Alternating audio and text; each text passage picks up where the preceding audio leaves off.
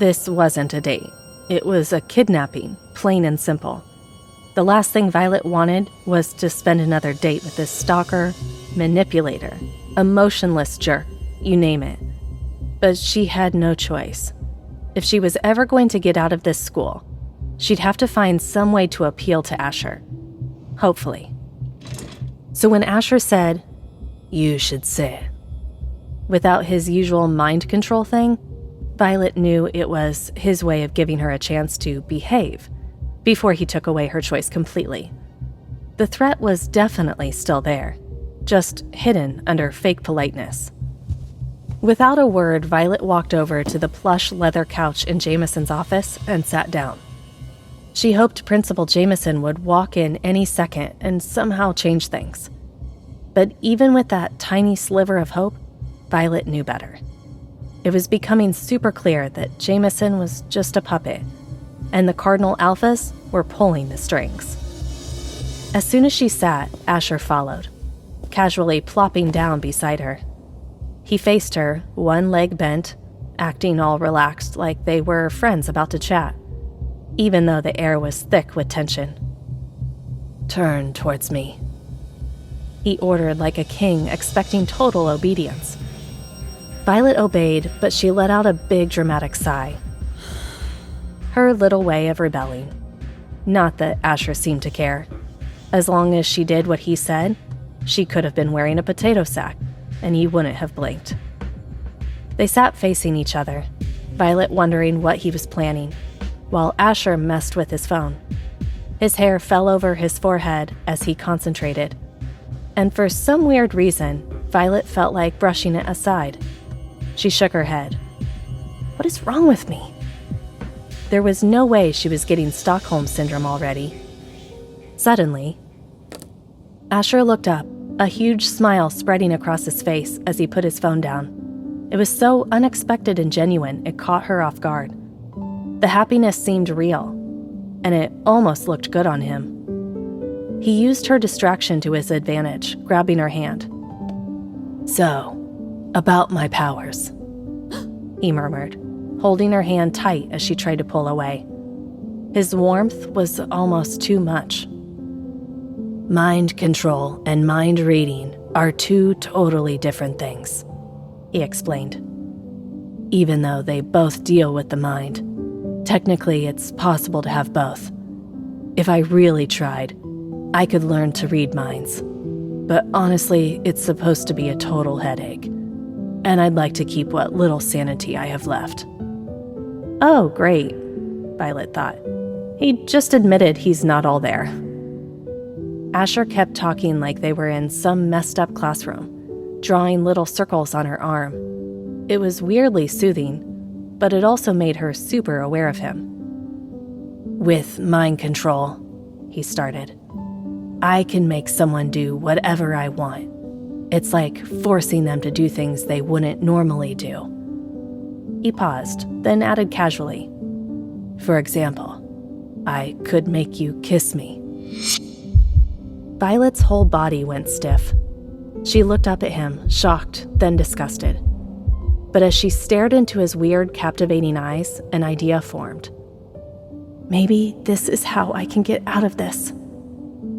"The kiss," she said, the air suddenly feeling heavy. "Is that what you want?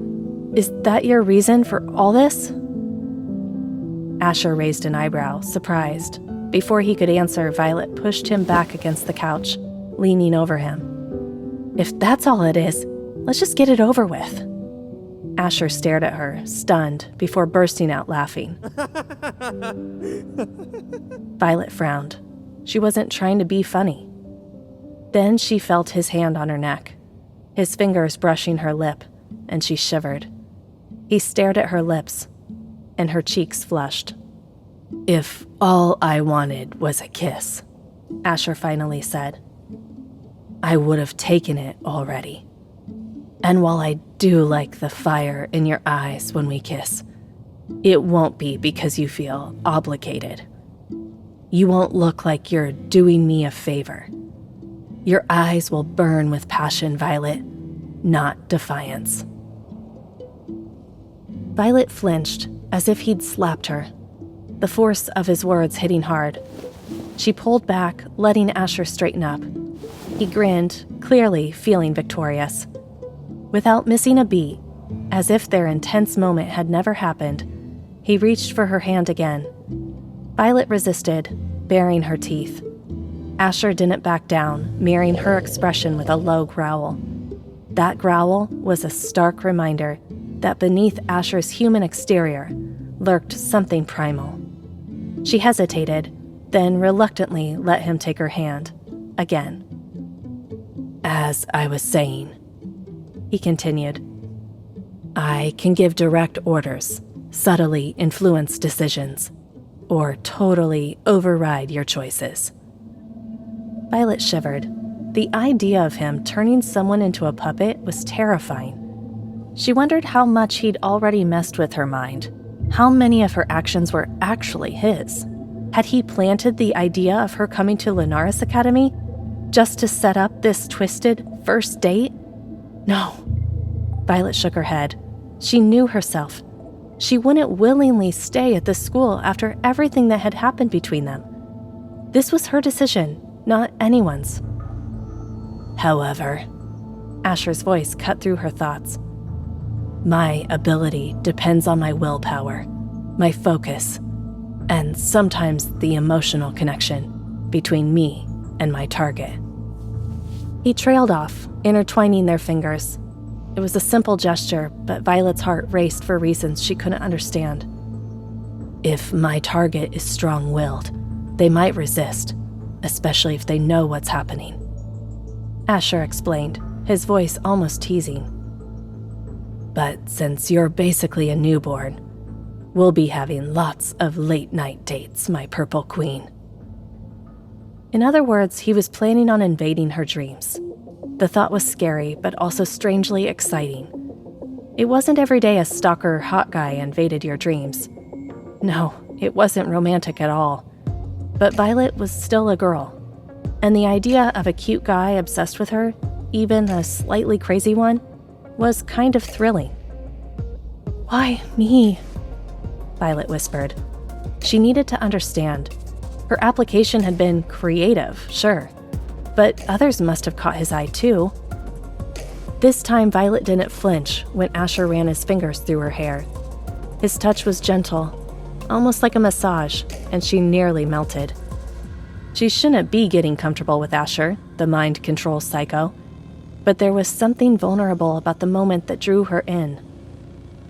"Don't you get it?" Asher whispered, his eyes intense. "You're my rebellion." "What?" "My future," he corrected. "Our futures are all mapped out, but you, my chosen one, will be the wrench in the gears. You'll tear them all apart and, maybe then, rip out my bleeding heart. How poetic is that?"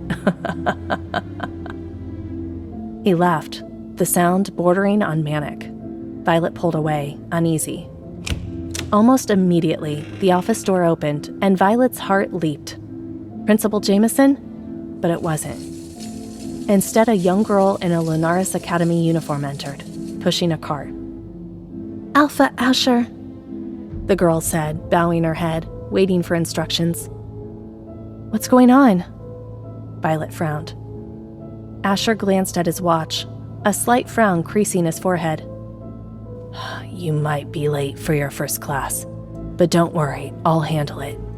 My purple queen needs to eat first." "What?" Violet blurted out, totally confused. Before she could wrap her head around it, the girl started setting out food on the small table in Principal Jameson's office.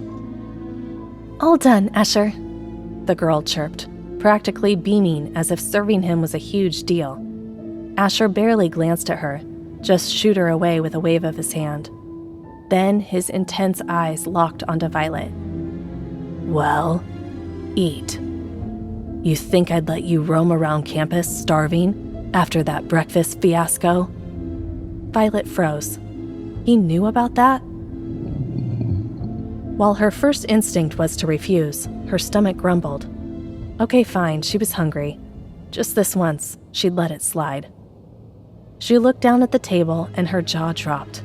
Goosebumps erupted all over her skin. The food was exactly what she ordered that morning, down to the last detail, even the drink. This was way beyond creepy. This was full-blown stalker territory. Wait, that's not the end. You've just had a free taste. Now get the full story on the Pocket FM app, link in description. Check out our next video and playlist, and don't forget to like, share, and subscribe.